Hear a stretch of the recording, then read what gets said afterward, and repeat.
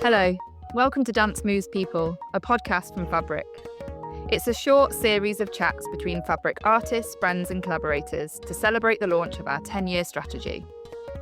In this episode, we hear from Fabric's artist researcher, dance artist Lucy Suggate, who's in conversation with Alan Lyddiard, the artistic director of the Performance Ensemble based in Leeds.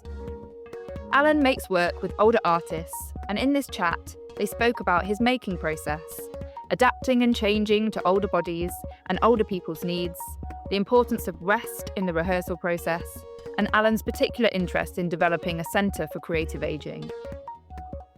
I wanted to pick up this idea of AI, because I asked you if you like AI and you... I don't like AI. I find it really intimidating. However, I asked my phone to tell me what an international festival of creative aging could be. And it wrote back to me and told me, and it was fabulous. And I looked at it and I thought, yeah, that's right. So I didn't bother to write it myself. But really what I want to do is to just use it as a note taker. Yeah.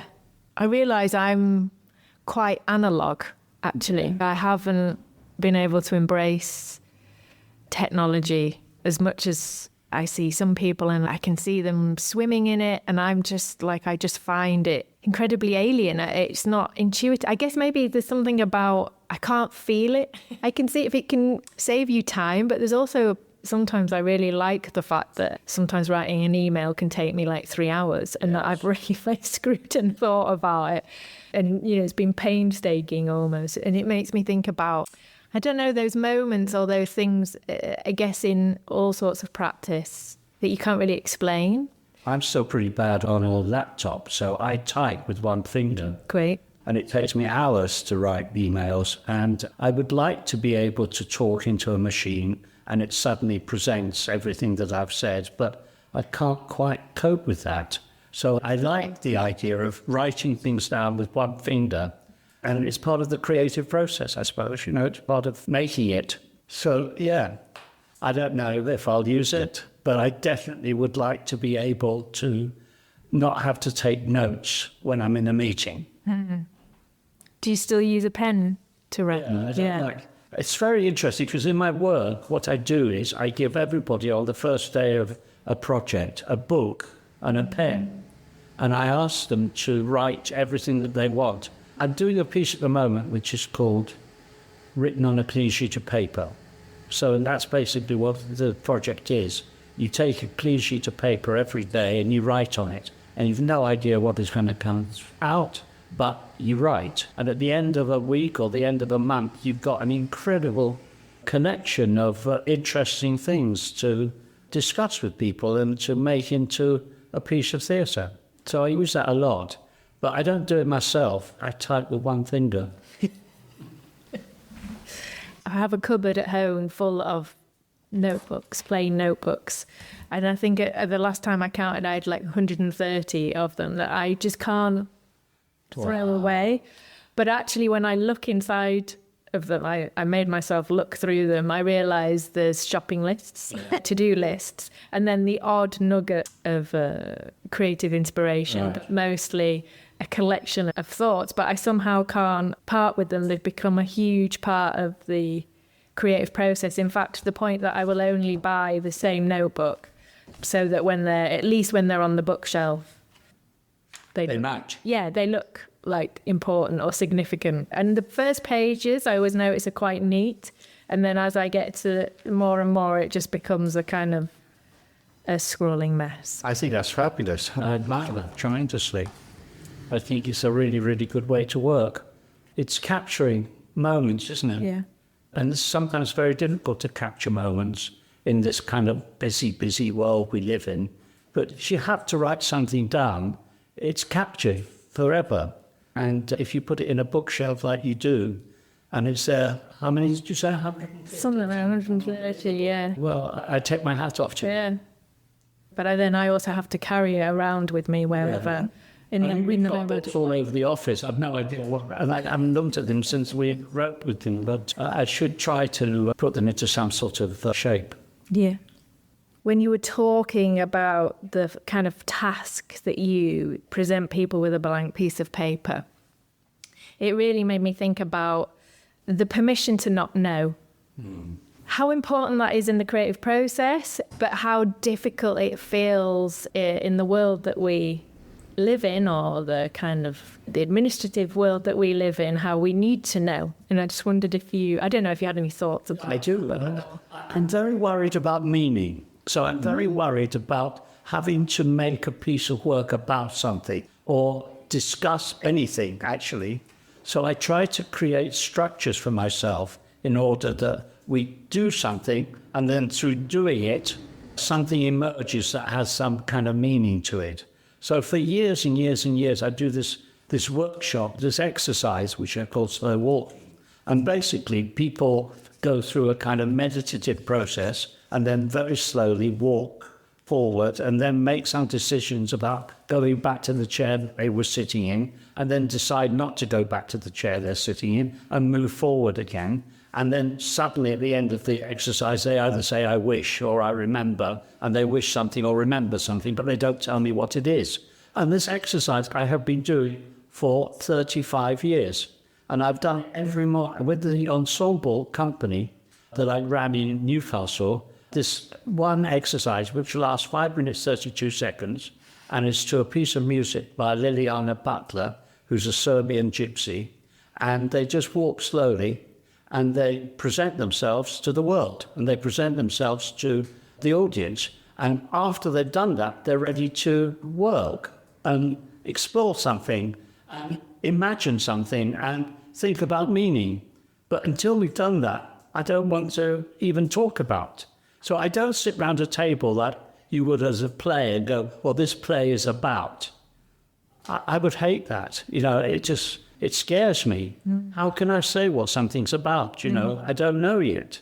And I make a piece of work, and I will continue to make the piece of work not knowing what it's about. But eventually, probably after the first performance of it, I'll know. And that's, I think, a really exciting way to work, because you're researching and exploring every moment. Every moment is a process of research. And eventually you learn about what it is that you've found.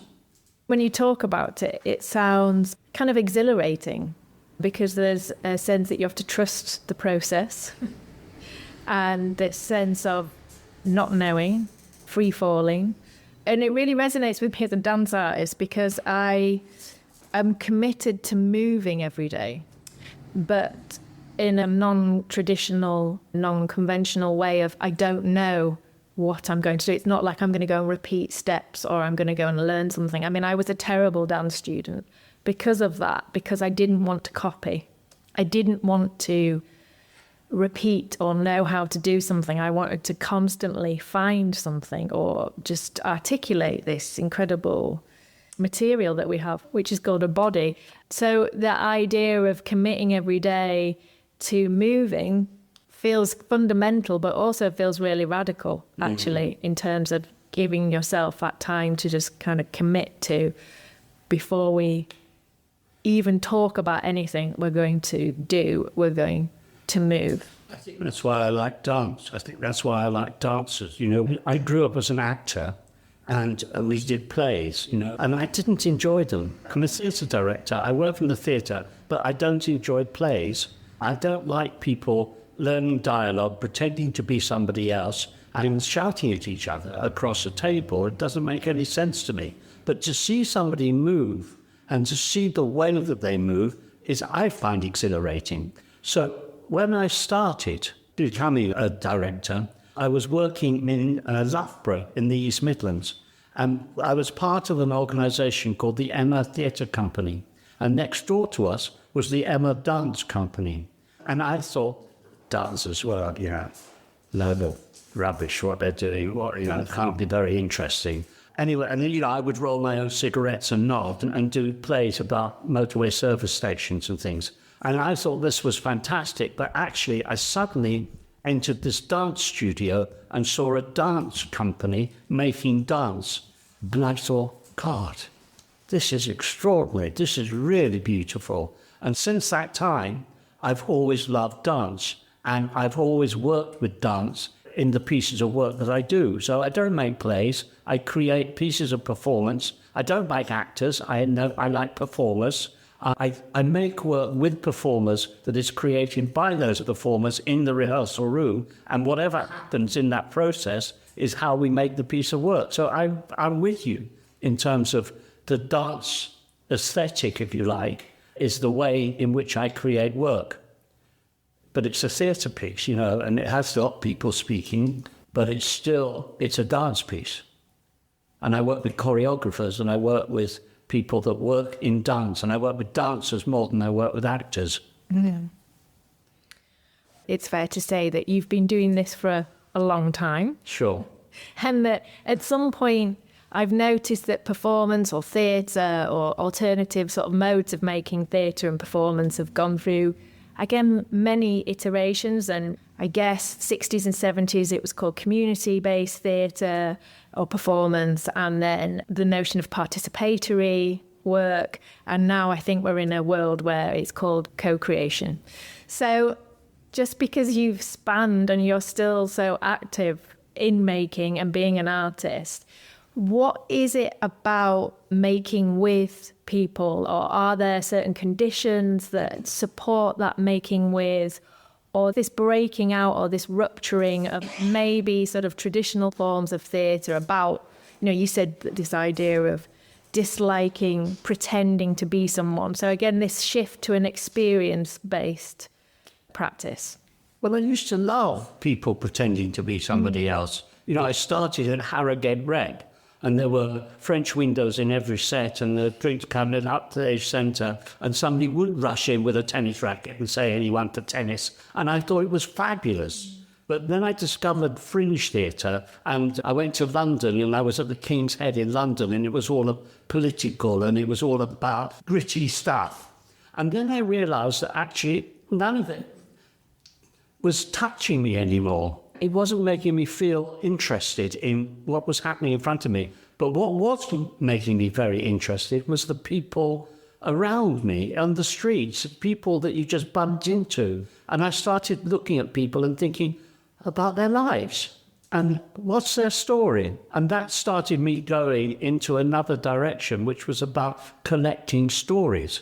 And through the process of collecting stories, you are co-creating, because you're starting with them and you're listening to them and you're hearing what they're talking about, and they're explaining themselves to you. And through the process of them explaining themselves to you, you have a reaction to that. And the reaction is, that's fascinating, or that's interesting, or that's exciting. Let's work together on making that into something that is maybe a little heightened and a bit theatrical, and share it with people. So that's how the theatre emerges. The theatre that I work in now emerges. I listen to the people that talk to me. I love what they say a lot of the time. I try to encourage that bit of it to be shared in some kind of way, which is about probably a sort of presentation mode that we go through. And then they do it, and they've made it. I haven't made it. I'm helping to place it in a way that I think the audiences will understand and like. So, starting with the slow walking exercise, it's all about the person presenting themselves to the world. And there's a technique that we go through in order that they can do that. And once they do that, the world is their oyster. They can go in so many different directions. But mostly, if they tell their story authentically, with love and respect and truthfully, that can be extraordinary to see on stage. And that's the bit of theatre that I currently love. I don't love the RSC. I don't love going to the theatre and seeing a play about something. I love seeing people being who they are. So a kind of foregrounding this authenticity, this energy, these ideas of experience, and the magic that can create. I wondered if, I don't know, it's just making me think a lot about being listened to. Yes. And particularly that around, I suppose, the older performer. Well, older people tend to get disregarded. That might be a cliche and it might be not correct, but it's my experience, my lived experience. Okay, so that's another area of very interesting processes now that we talk about a lot, lived experience. So I'm an older artist. I'm 76. I'm the oldest artistic director in Britain of a company that is funded as an NPO. So I have lived experience of what it's like to be an old person. And I work with old people all the time now because I find them interesting and like me. So when I decided that I would do this kind of work, it was because I was inspired by other older artists that were making work with older people. The process of listening to an older person fills me with joy because I'm old myself and I recognize what we have to go through in society. We're not loved. We're a burden on society. But what I'm hoping is that we can start to be making a contribution to society rather than the burden on society. If we use creativity as a means to help us to make a contribution to society, I think that's a really exciting way to explore what older people can offer the world.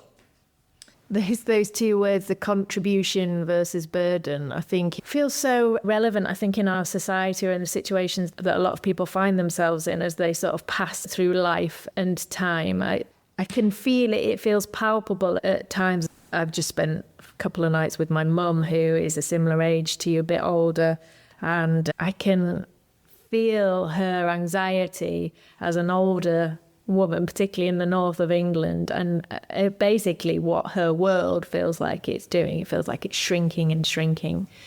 And how you can resist that, inevitability.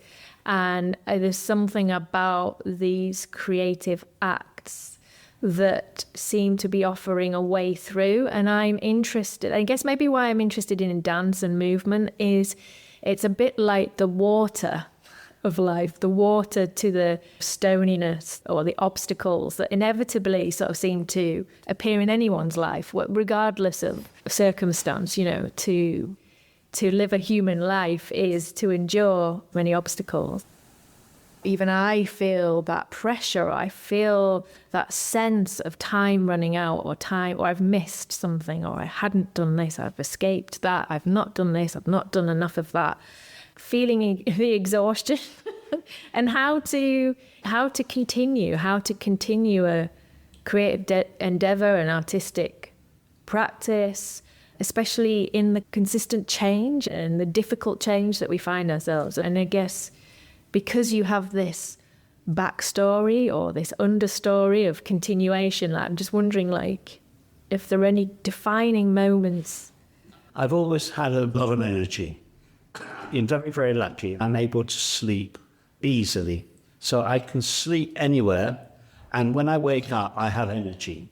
And this is what keeps me going as an older person, because as you get older, your energy does get less.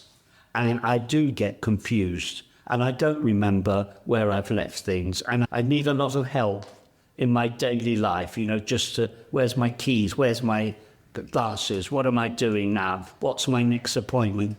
If I sleep and then wake up and have a focus, I can do something really energetic for 2 hours, then I have to sleep again. So it's like knowing that there's a process that you have to now go through, and you need a lot of help. You do need help to keep you going, but the relationship between sleep and energy, for me, is how I can work. I wake up and I can do something, I can make something. So we had short rehearsal periods. I rehearse from 11 till 1, and then I have lunch, but then I probably try and get a little bit of a lie down somewhere. And then I get up and I can do another 2 hours, and then I'm exhausted and I have to go home to bed for, wake up at 7 o'clock and then start doing some work again. It's a really strange existence, but it's an existence that works for me and helps me to create. Living in Spain is really interesting because of the siesta time. So you get up very early, you work until it's too hot to work. You find an air-conditioned place to have lunch, and then you go to bed. And you sleep for 2 hours, you wake up, you're refreshed, you start again, and you can actually go for hours. And it's like having 2 days in one. I would like to do that more in Britain, I would like to, that's how I would like to work. So our company now, I'm a bit nervous of Nottingham, because we're going to make a piece in Nottingham for the nottdance, and we work from 4 to 8. I'm not sure how I'm going to manage 4 to 8. I think by 7 o'clock I'm going to be exhausted. And I'm going to have to find a way to give myself that extra hour, or I'm going to rely on them to kind of take over a bit. Short, sharp moments of creativity is how I can work now. I think that sort of mode of operation has been what I'm trying to create myself, in this sense of prioritizing rest as a way to be your most powerful. During COVID, I made a duet with a greyhound, an ex-racing greyhound, because of course we weren't allowed to see people, but we could see animals, and we could be in close proximity to animals. And so I did a series of reclining duets with a greyhound. Amazing. And what's interesting about that particular creature is, in order to be the fastest dog on the planet, they have to rest for about 18 hours a day, and then they get up and they are still explosive. And so this idea of them resting into their power is something that I'm trying to continue as I move through the next stages of trying to find ways to keep moving and dancing.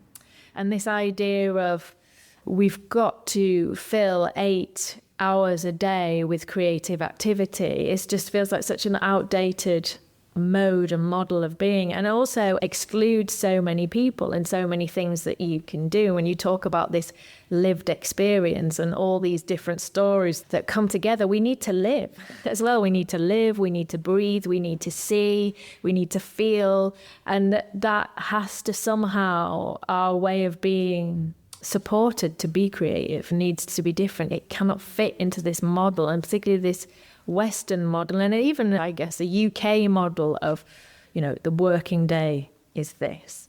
Yes. I think when I was younger, and I think young people, I imagine that they have got a lot of energy and they can stay up longer and they can work for a longer period of time. And that's fantastic. And so they should. And when they want to, they should be doing it. But as you grow older, you can't do that.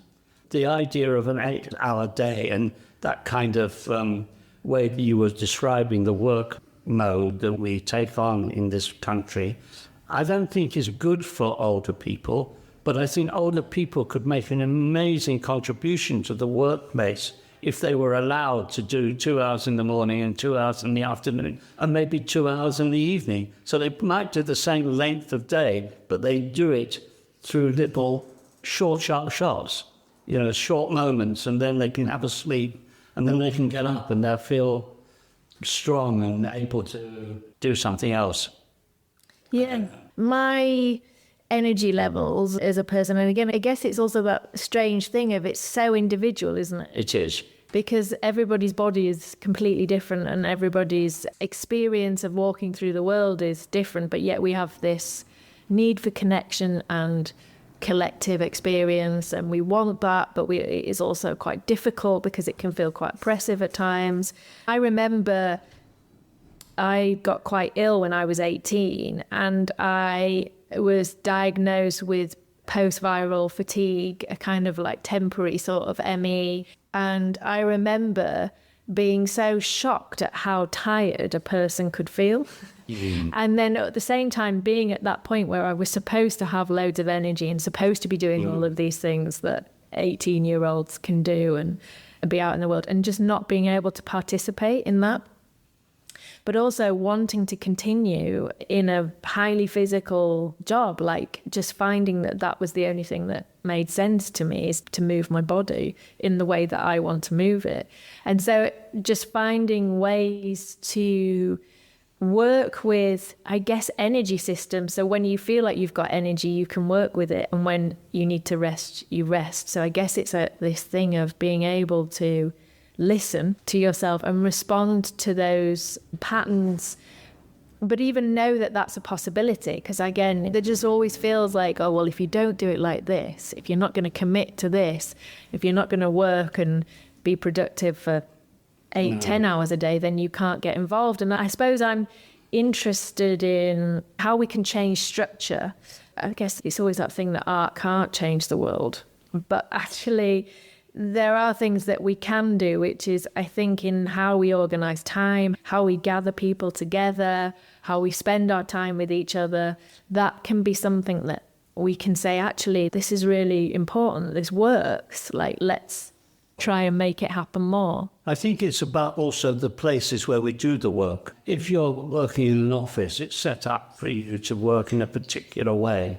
I think if you're going to work in a place of creativity, I mean, Fabric's a very good example of a place that's really lovely and you feel home and comfortable there, and there's lovely studios and the places where you can sit and rest. Although I don't think there's enough places to sit and rest at Fabric, that's another thing. But I'm thinking now that actually what we need to do is to build or organise or create a centre of creative ageing, where we can look after older people and work with them so their creativity can flourish.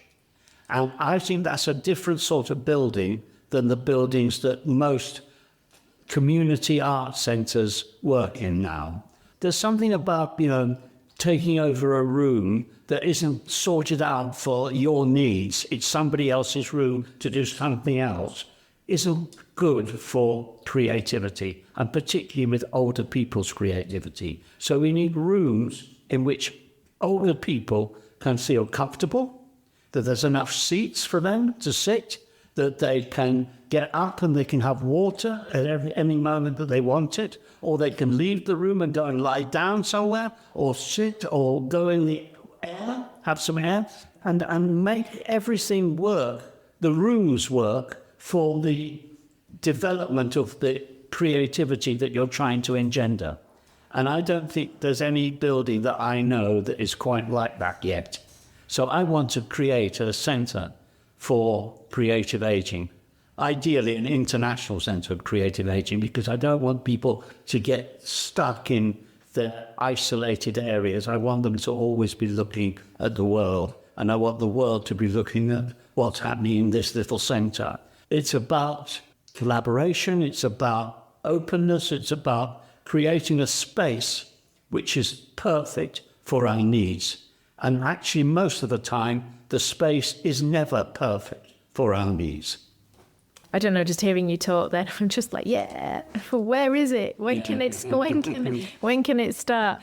But it is that thing, isn't it? The generic space that, and even the flexible space, like a lot of art spaces are built to be flexible and so that they can move and change, but it's obviously missing clarity or missing intention or missing something by going, well, yeah, we can just change the space and we can make it fit everybody. And it's like, actually, what happens if you dedicate resources and energy and space and build space to really unpick what it means?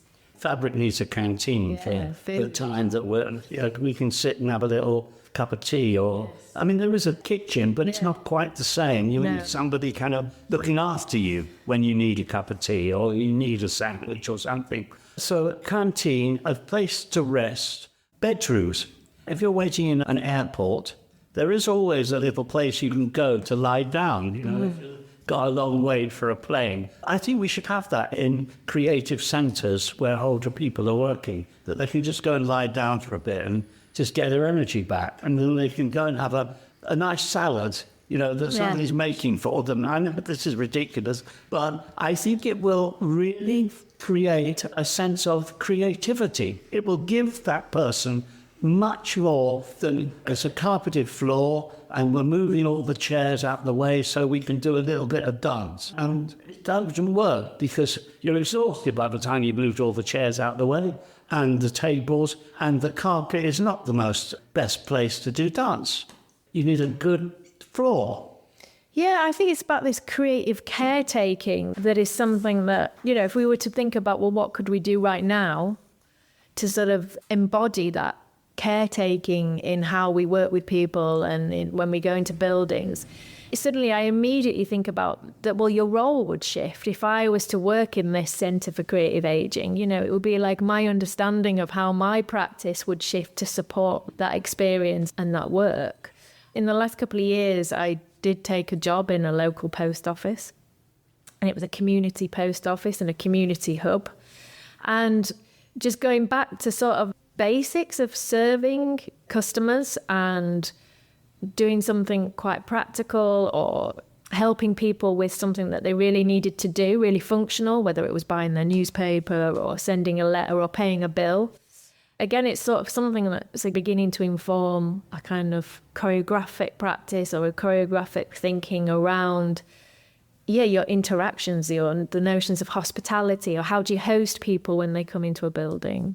How do you take care of people when they come into a building? And beyond saying hello and can you sign in, what then do you do to support that role? Is it that you suddenly transform into somebody that's nourishing people with food?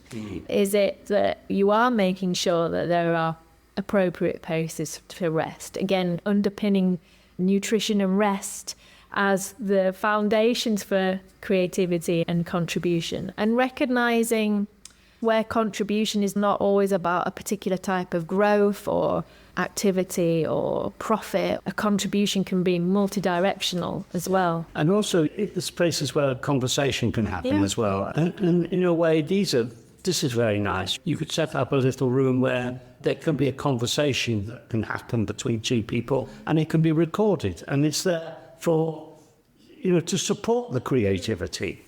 So I would like to find a Centre of Creative Ageing, an international Centre of Creative Ageing. I would like to bring the world to think about ageing, because we're getting older, and there's got to be billions of older people across the world, and what are we going to do with them? There's a sense that should we spend more time in our youth having more free time and start work later? And could we continue that work until much later, because we're still useful at the age of 70, and people expect you to retire at 60 or whatever it is.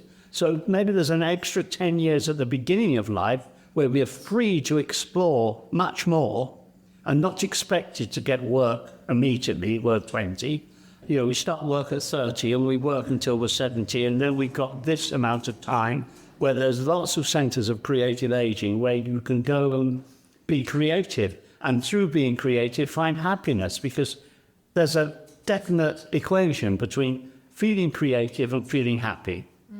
And I don't think that creativity is understood enough by governments, by social services. It's important to have a roof over your head. It's important you've got enough to eat, but it's really important that you are creative in your life. I don't think we're taught much about that. We're taught how to earn money. The young children are very creative in primary school, and then there's a whole range of subjects that stop you being creative, and then you start having exams, and then your creativity disappears, and then you start work and your creativity goes because you're being told what to do all the time. So how do we engender that sense of creativity throughout life, and how can we explain to people how important it is, because you will find more happiness if you are creative.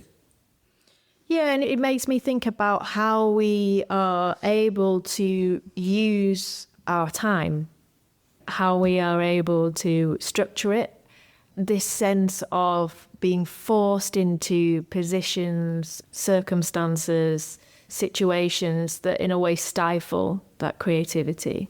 And you're right, it always feels like, especially in our society, our creativity, they always feel like an add-on.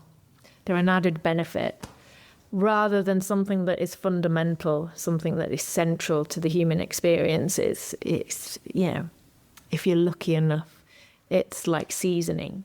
And I don't know how we change that shift to make it central to everybody's lives. It's even sort of with dance education, I sometimes think, well, if you learn to move first and then dance, what the difference would be. Because I think even those sort of very organised or prescriptive ways of learning how to do art can sometimes be really difficult for people. And that this idea of, just getting people to move every day in a way that feels explorative, about inquiring, sensing, thinking but not thinking, and just doing, in the same way that maybe everybody should start the day with your walking exercise. Perfect. Thank you. Thank you. Thanks for listening, and don't forget to tune into the next episode, dropping soon.